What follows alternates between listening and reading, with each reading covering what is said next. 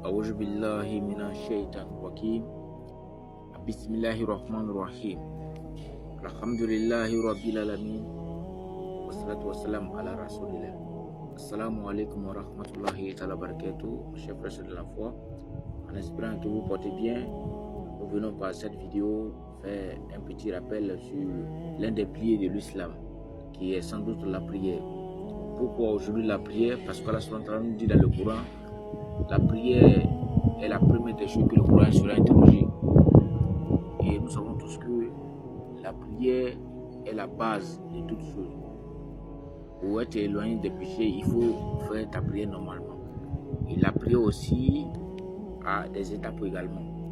Aujourd'hui, nous allons parler de l'une des étapes de la prière qui est l'ablution. Il existe deux types d'ablution, la grande ablution et la petite ablution. La grande ablution, c'est ce que l'on fait lorsque nous sommes en état d'impureté, et la petite ablution, c'est ce que l'on fait lorsque nous voulons prier.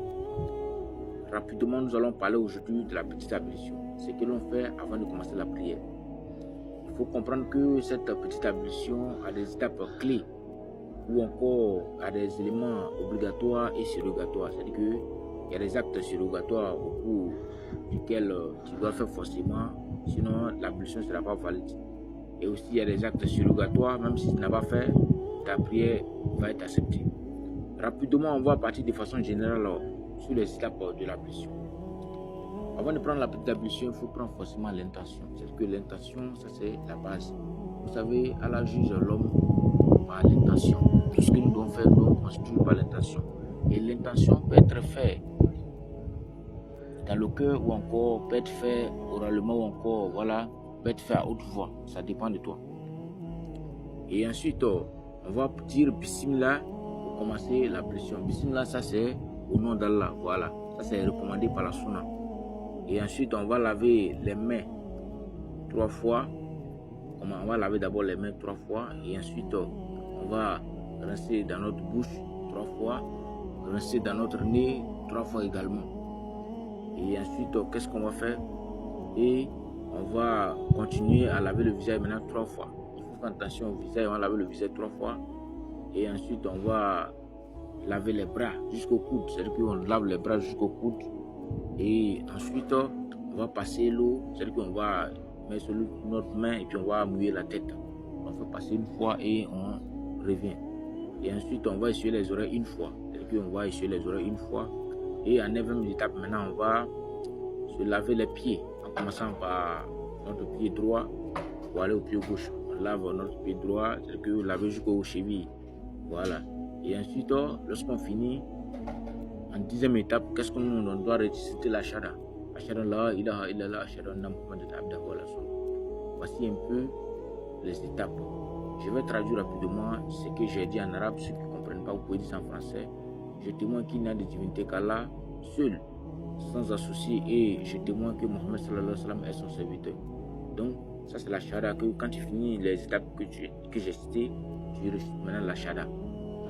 Rapidement, on va faire, ou encore on va apporter des preuves, ici d'après la sourate Al-Maïda, sourate 5 au verset 6, et les hadiths authentiques rapportés par Al-Bukhari Muslim également. Donc, rapidement, pour ne pas que la vidéo soit longue, on va parler des actes obligatoires. Les actes obligatoires, on a l'intention.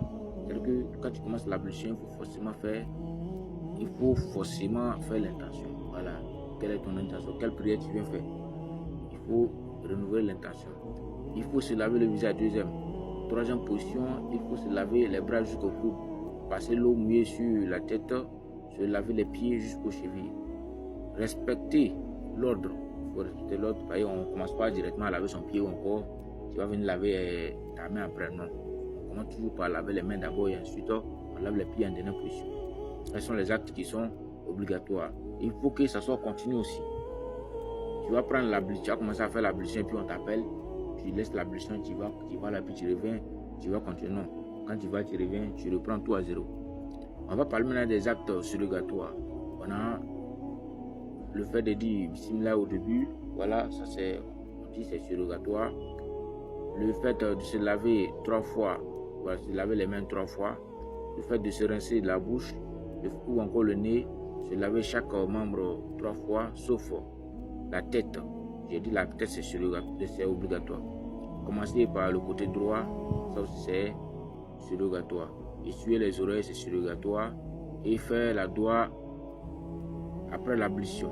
Voilà, la doigt que j'ai récité tout la chaîne là, il est là où la chaîne donc c'est un peu ça. Et on va afficher les juments, vous allez voir les juments et puis au fur et à mesure vous suivez. Donc c'est un peu ça. Ceux qui ont des questions personnelles, vous pouvez les poser. Nous sommes là pour vous répondre. Assalamu alaikum wa rahmatullahi wa barakatuh.